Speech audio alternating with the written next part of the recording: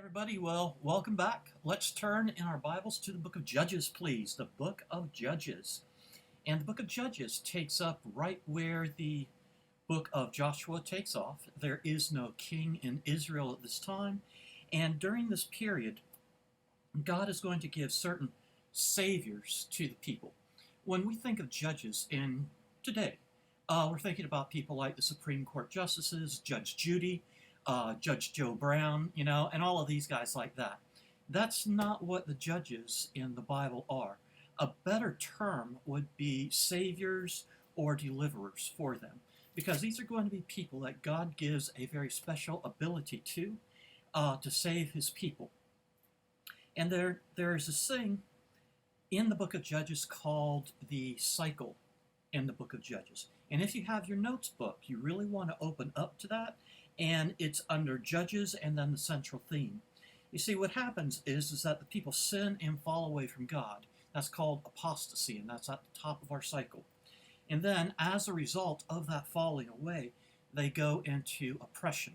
This is when they're taken over by another country, by a warlord, or something along that line. And that's called oppression. And then, the bottom of the cycle is called penitence. This is when the people repent and call upon God for his help, saying, I know I can't get out of this alone. I need you, God. Please help me. I'm sorry for what I did. And then there is deliverance. Deliverance is when God provides and delivers them. Okay? But then again, it comes up to apostasy again, and then oppression and penitence and deliverance. And then the cycle just goes on and on and on and on. For example, if we look over at chapter 2. Strike that. Okay. If you go over to chapter 3, please. It says, once again, the Israelites did evil in the eyes of the Lord, and that is apostasy. And because they did this evil, the Lord gave Eglon, king of Moab, power over Israel. And so that would be our oppression part of the cycle. Getting the Ammonites and the Amalekites to join him, Eglon came and attacked Israel, and they took possession of the city of palms. The Israelites were subject to Eglon, king of Moab, for 18 years. Again, the Israelites cried out to the Lord, and he gave them, the cry out to the Lord, that is the penitence. And then he gives them a deliverer, Ehud, a left-handed man. That is the deliverance part of the cycle. If you look over in chapter 4, it says, after Ehud died, the Israelites once again did evil in the eyes of the Lord. That is apostasy. So the Lord sold them into the hands of Jabin, king of Canaan, and his army was Sisera. So you just see the whole cycle going around and around again. But I want to look at some of these judges with you this morning, or today, whatever time it is for you right now. Now, Ehud, it says that he is a left-handed man, and that is a very important thing, because if you are left-handed, you are considered far more dangerous than a right-handed person, because if you are holding your sword in your left hand instead of your right, pretty much everybody that you have ever fought in your life has been a right-hander, and you know how to fight right-handed people. But right-handed people do not know how to fight a left-handed swordsman. The Benjamites were said to be primarily left-handed people, and they were greatly feared as warriors simply because of this. Now, if you go back to chapter 3, verse 15, okay, again the Israelites cried out to the Lord, and he gave them a deliverer. That's penitence and deliverance. It says the Israelites sent him with tribute to Eglon, king of Moab. Now Ehud had made a double-edged sword about 1.5 feet long. That's a cubit. That's from your elbow to the top of your fingers. A double-edged a double-edged sword, 1.5 feet long, that's another name for a really big dagger, okay, which he strapped on his right thigh under his clothing. And again, that's important because if you are a right-handed person, you would strap it to your left thigh, not your right. And even in these olden days, when someone came before the king, they would be searched, but they would only be searched on their right side, where they would usually be carrying a sword, not on the left side, where Ehud would be carrying his. It says he presented the tribute to Eglon, king of Moab, who was a very fat man. Now, in Hebrew, there is no word for very. So in the original Hebrew, this is saying that he was a fat man. Okay, this guy is clinically obese. And that's important also. It says, after Ehud had presented the tribute, he sent on their way the men who had carried it. At the idols near Gilgal, he himself turned back and said, I have a secret message for you, O king. Now, the word for message in Hebrew is davar, and it can mean word, as in I have a secret message for you, a secret thing, or a secret business affair. And so Ehud here is not lying to the king, but the king is understanding I have a secret business affair for you, probably thinking that Eglon has a bribe for him so that he can find favor with him, or Ehud had a bribe for him. And the king said, quiet, and had all his attendants left him. Ehud then approached him while he was sitting alone in the upper room of his summer palace, and says, I have a message, or a davar, from God for you. As the king rose from his seat, Ehud reached with his left hand, drew the sword with it from his right thigh, and plunged it into the king's belly. Even the handle sank in after the blade, which came out of his back. Ehud did not pull the sword out, and the fat closed in over it. Then Ehud went out to the porch. He shut the doors of the upper room behind him and locked them. Okay, so he has just now killed the king in secret, and he sneaks out. Now, after he had gone, the servants came and found the doors of the upper room locked. And they says, well, he must be relieving himself in the inner room of the house. They waited to the point of embarrassment, but when he did not open the doors of the room, they took a key and unlocked them. There they saw their lord fallen to the floor. Now, they more than likely thought that he was using the bathroom in there, because when Ehud had stabbed him with the sword, all that bowel gas is going to be released, which is really stink. And now the question is this. It says that they waited until a point of embarrassment. Now, if you knew that if you unlocked the door of the bathroom while the king is on the throne, so to speak, that the punishment would probably be death, how long would you wait? Would you wait an hour? Would you wait 2 hours? And all this time that they're waiting, Ehud is getting away and just leaving the entire scene. And so we have some very bizarre stories like this in the book of Judges. Another one of them is in chapter 4, the story of Deborah. Now, excuse me, Deborah is the only female judge that we have here. But it's an amazing story because God gives the glory to Deborah because a man simply will not do the job. Now, in chapter 4, let's see here.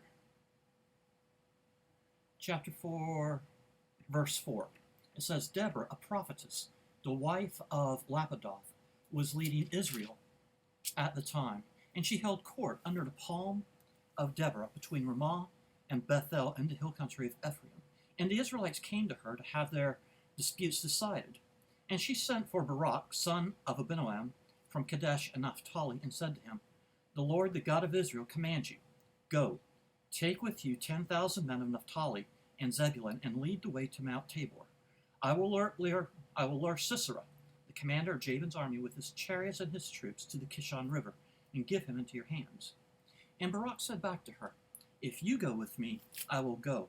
But if you don't go with me, I won't go. And so he's basically saying, I'm not going to do the Lord's will unless you come with me. Deborah says, well, I will go with you, but because of the way that you are going about this, the honor will not be yours, for the Lord will hand Sisera over to a woman. Okay, so what happens in this battle is, let's see here, let me find it. There it is, in chapter 4, verse 17. Okay, so they have this incredible battle, and the Israelites are basically on top. The general of the other army in verse 17, it says, Sisera, however, fled on foot to the tent of Jael, the wife of Heber the Kenite, because there were friendly relations between Jabin and the clan of Heber the Kenite. Jael went out to meet Sisera and said to him, Come, my lord, come right in, don't be afraid. So he entered her tent, and she put a covering over him. Now, a couple of things I want to point out here. Number one, Jael is an interesting name because Jael is the term for a young deer, a fawn.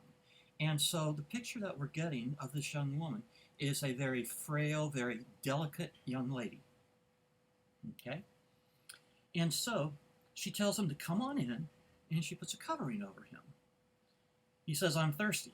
Give me some water. So she opened up a skin of milk and gave him a drink and covered him up. Now, what she did was she gave him some warm milk and a blanket. This girl has got a plan. Okay? Stand in the doorway of the tent. He told her, if someone comes by and asks you, is anyone here? Just say no. But Jael, Heber's wife, picked up a tent peg and a hammer and went quietly to him while he lay fast asleep, exhausted. She drove the peg through his head and into the ground, and he died. Now, this young girl had a plan, and she executed it. And she not only killed him, but she basically stapled him to the ground. And so, as I said, we got some pretty interesting stories here.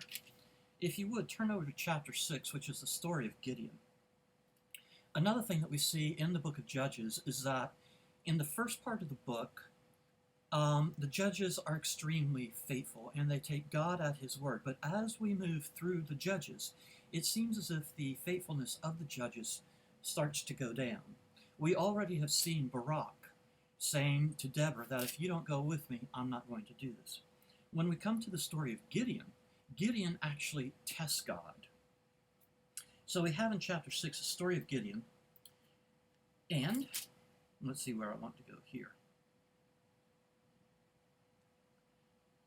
Well, instead of just reading it to you, because I know that you read this story, if you recall from the story, Gideon is in the wine press threshing wheat. And this is an unusual thing because he's inside all hidden. When you are threshing wheat, what you're trying to do is you want to separate the chaff from the seed itself. So you want to be in a fairly breezy area. If you're not in a breezy area, when you flip the wheat up into the air for the wind to take the chaff away, not a whole lot happens. So we see that he's already scared when the angel approaches him. And when the angel does approach him, he greets him, and Gideon basically talks back to him. If God is really for us, why is he allowing all of this stuff to happen to us? And so what God does tell Gideon is that he is going to save the nation through him. And how he's going to do this is going to be in a very unusual way. But Gideon is, he's hesitant about this. And what he does is he says, okay, if this is truly what you're going to do, I'm going to lay a fleece out on the ground tonight. If the fleece is wet and the ground around it is dry, I will know that you are going to do this. And he gets up the next morning and he wrings out bowls of water from the fleece, but the ground around it is dry. And he's like, let's try one more thing. Tonight, when I lay out the fleece, if the fleece is dry and the ground around it is wet, then I will know that you're going to do what you say. And that is exactly what happened. The ground is soaking wet and the fleece is dry. So Gideon's like, okay, I guess we're going to do this now. And so Gideon has an army of a couple of thousand people. But God tells him, you know, if you beat the Midianites with this army, then you're going to take all the credit for yourself. So I want you to go out there and tell the people, if you're scared, if you're a coward, then you can run on home. Well, about 10,000 of them ran home, leaving less than 7,000 people out there. And they're going up against an army that's around 285,000 strong, and the Midianite army is a trained army. The Israelites are not. But God says, you know what, you still got too many people. Take them down by the brook. If they bring up the water with their hands and drink it like that, then take those people. If they just lean their face down into the water and lap it like a dog, let those people go on. And that's what happens. And he comes out with 300 people left over. But now the strategy, it gets even crazier, because each of these 300 people, he gives them a torch that's smoldering, and he puts a clay pot on top of that torch, so it'll just kind of smolder like that for hours on end. He also gives all three of these 300 men a trumpet. And imagine it being at night. The Midianite army is in this valley. It's got hills all the way around it. And what Gideon does is he puts people on top of each of the hills surrounding the Midianites. Now, there's no electricity at this time. There's probably no moon, probably a cloudy night. It's going to be as dark can be. And when Gideon gives the words, all of the men crack that vase or that pot that's on the torch, so the torch flares up. Each of them blows their trumpet as loud as they can. The Midianite army, 185,000 of them in this valley, wakes up and is like, they can't see anything except for all those torches that are all the way around them. And if you're on this side of the valley, you're probably going to be running that way. And if you're on that side of the valley, you're probably going to be running this way just to get away from the closest ones. And you're crashing into and off of everybody. Again, it's so dark you can't see if anyone's friend or foe. And they start to basically slaughter each other in that valley because each one thinks the other is the army. And then when the sun rises up, there's all the dead bodies. And the Midianite army has completely destroyed itself. Please continue reading through the Judges. They are fantastic stories. Just keep up with your reading, and it'll be good. I will see you next time. Aloha, and keep well, guys.